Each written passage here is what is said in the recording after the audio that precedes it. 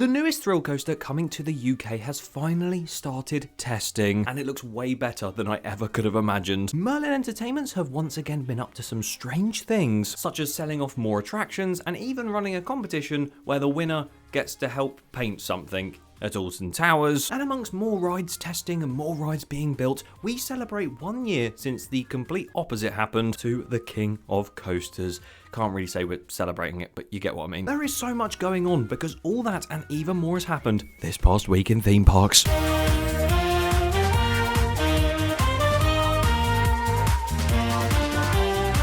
Welcome back to the series that is now so consistent that it's been less than a week since the last episode. But join me today as I discuss, as I do every week, the past week in theme park news across the world. And as said, it's been a busy one. So be sure to watch till the end and be sure to subscribe to the channel as well if you haven't already. 150,000 subscribers is closing in so quickly, so any help towards that goal would be greatly appreciated. Either way, for those of you who don't actually watch this series, or you might be new here, every episode of this series, we usually start with a quick fire segment to sort of quickly fire through all the news. Pretty self-explanatory. But for the first time in quite some time, today, we do not need the quick fire segment. I know, I'm so sorry. Please do not shoot me. But all that's been going on requires varied levels of discussion. So let's crack on with this episode. And I've already been teleported to the USA. Fantastic start. Starting in Dollywood, and this isn't an update about Night Flight Expedition, because every time I talk about that, it just seems like a mental ride. But another mental ride at the park called Lightning Rod has actually been retracked for the 2026 season. The world's first launched RMC, which is now barely a launch, because they've slowed it down that much. Good to see that RMC getting some love, along with the one at Busch Gardens, Tampa Bay. Iron Gwazi, and you might be thinking, Busch Gardens giving love to a roller coaster? Well, not quite, because if you remember quite a while back, there was this whole thing about these lockers outside the ride and how you had to pay for them, and there was metal detectors, so you literally had to pay to ride it. Busch Gardens have finally realised that they did something stupid and have now reverted those lockers to free lockers. Wow! That park completely baffles me whenever I talk about it. What also baffles me is how many times I'm mentioning this next coaster in each of these episodes. You know which one it is. Tormenta's Rampaging Run at Six Flags Over Texas. Here's a nice look at that construction, and we are getting there with the track. We are getting there. Am I building it now? Looking very good. The mighty Mammoth has been unearthed at Funplex in Nebraska. A brand new Mammoth roller coaster is going to be coming to that park in 2026, and it just looks like a decent family coaster. And if those tusks on the front of the train are the only thing theming it to mammoths, then that's really funny. Lego Galacticoaster at Legoland. That has now officially opened at the Legoland Florida Park. Of course, there is one also coming to California, but that's not quite as epic because that opens on March the 6th. Positive reviews coming in from that saying it's a really creative concept, but quite a short coaster. Although the ride system's really fun, I'm intrigued to see it for myself. Maybe one day in the future. Maybe even at Legoland Windsor, although I think they're getting a different kind of coaster. More about that later. Another new coaster, this time coming to Family Kingdom in summer 2026. They announced that RMC would be building a brand new Raptor coaster, and we've now actually seen an image of that layout. I, for some reason, thought this was going to be a custom Raptor, and I was quite excited for it. Turns out it is pretty much just the bog standard layout. Excited either way. I'm sure it'll be a great fit for the park. Dipping down to South America quickly at Cacau Park, it appears a train has been delivered for their major roller coaster. Not the only train to be delivered to a park this week, although the other one isn't covered anymore, and we actually know what it looks like. Six Flags Great Adventure have had more track delivered for their brand new spinning coaster, which I think could be called Phantom Spire, which has this really sharp turn on it.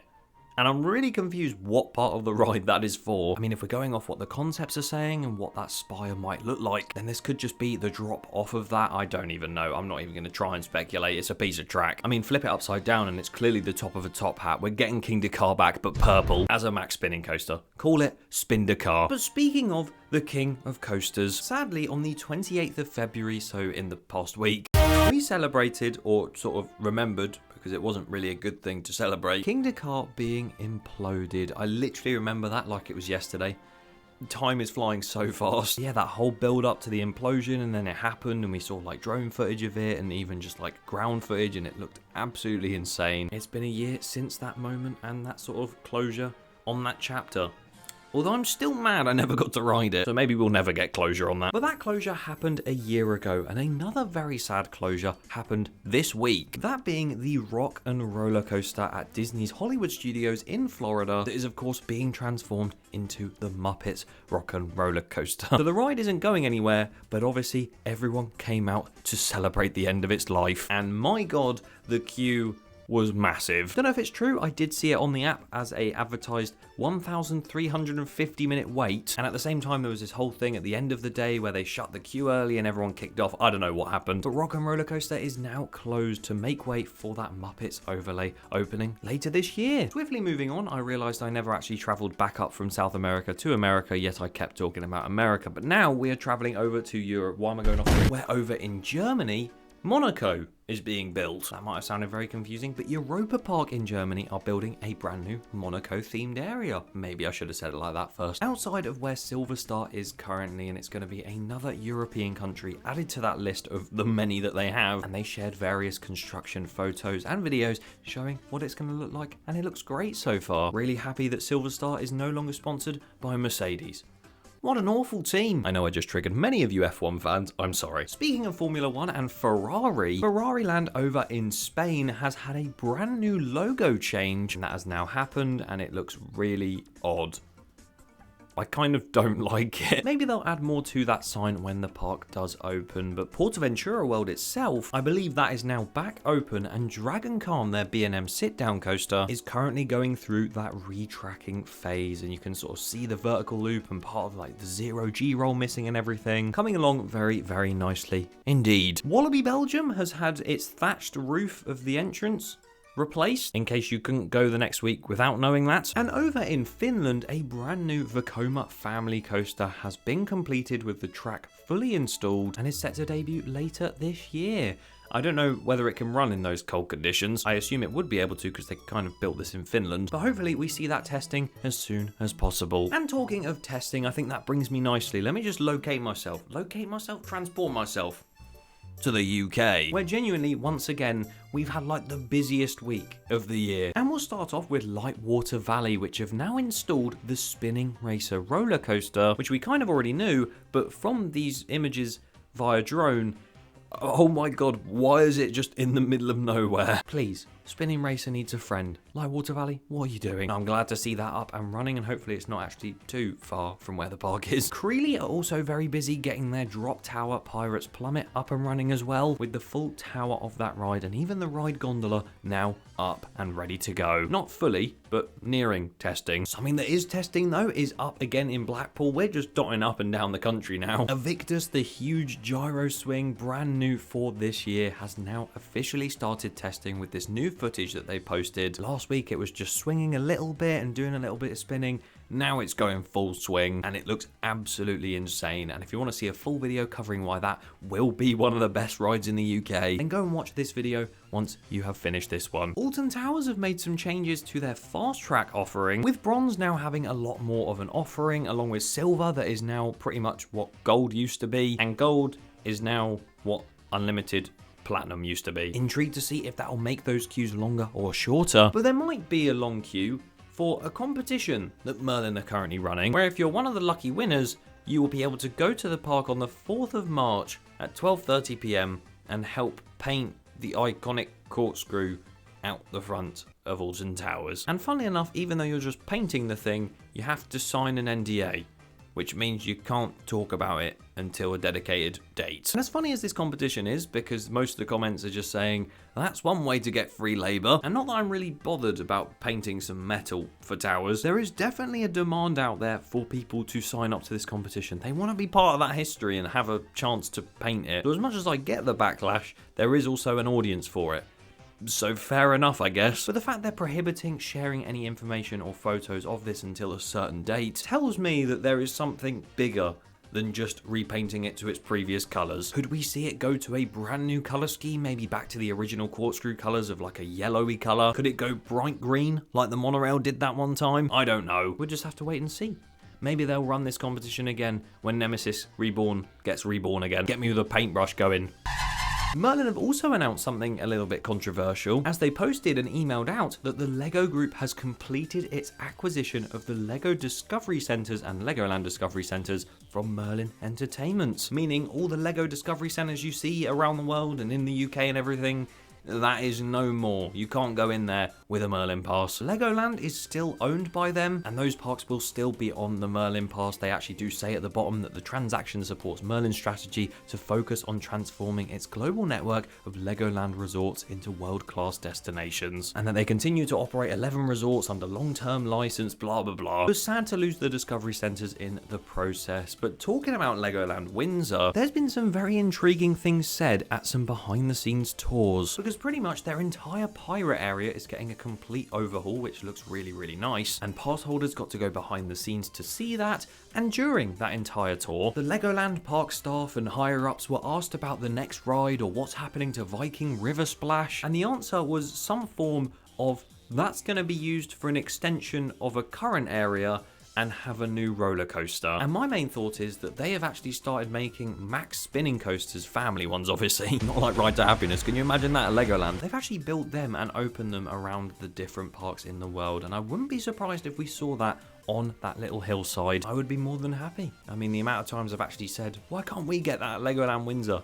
It might actually be happening now. But that is replacing Viking River Splash. And talking of Vikings and new roller coasters to do with Vikings, of course, Paultons Park are building a brand new Viking themed land called Valgard, opening on the 16th of May this year, and it's going to be absolutely incredible with the rethemed Raven, of course that being Cobra before. The snake became the bird, and a brand new roller coaster called Drakon, and they finished the track for that new Gerstlauer Eurofighter, I want to say like 2 or 3 months ago. Like, they finished it quite a while back, and as much as we have seen these sort of updates and the theming and everything going in, we haven't seen much of the coaster. But earlier this week, there was a delivery of the trains to the park for Drakon, and they actually unveiled them in a very nice video. It's probably one of the best train reveals I've seen, with those Gerstlauer trains having the new generation restraints, which I really do hope gets added to the likes of Saw the Ride or even Rage at Adventure Island. It looks a lot less bulky and more free, and yeah, just look at it. It looks lovely. But of course, with trains being delivered, that means testing is not far away. And lo and behold, literally the next day, or maybe the day after, Drakon began testing, and it does genuinely look incredible. Because yes, it's not the longest ride in the world, and it's not the most jam-packed layout. Yes, it could have lap bars and not have these over-the-shoulder restraints, but this is Paultons Park's first thrill coaster. And for a first one, they have started off pretty damn well, because you can see it going up that vertical lift quite slowly, but it obviously crests over the top and goes into that beyond vertical drop where it heads into that really cool twisting airtime hill. I do love that element. It looks so cool, and it'll probably be going faster through that at some point. Then you've got that sort of barrel roll corkscrew looking thing that's a really nice element into another twisted airtime hill. And then this is one of my favorite parts coming up. This stall looks insane. It's basically just a straight line. Like most stalls, like even the one on Hyperia and stuff, you sort of just stall there for quite a while and you're just like sort of looping round. This one literally just looks like it goes into it and just goes.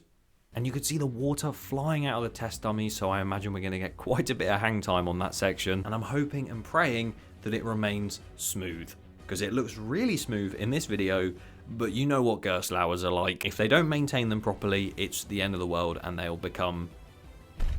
We know how well Paultons look after their coasters and stuff, so fingers crossed this will be completely fine. Yeah, just seeing those trains take to the course, it's going to be a really nice re-rideable coaster. And as much as I was excited before, I think this testing footage has made me even more excited. And if this is the start of Paultons Park making thrill coasters, I can't wait to see what they do in the future. And as much as I won't be there on opening day, I'm really excited to ride this at some point in the near future. What are your thoughts on that Drakon testing footage and all of the other news I've spoken about today? Leave your thoughts in the comments below and make sure you subscribe, because I've got plenty more content coming soon, especially now as we are coming closer to the start of the UK theme park season. Take care and good night, or good afternoon, or good morning, whenever you're watching this. Bye!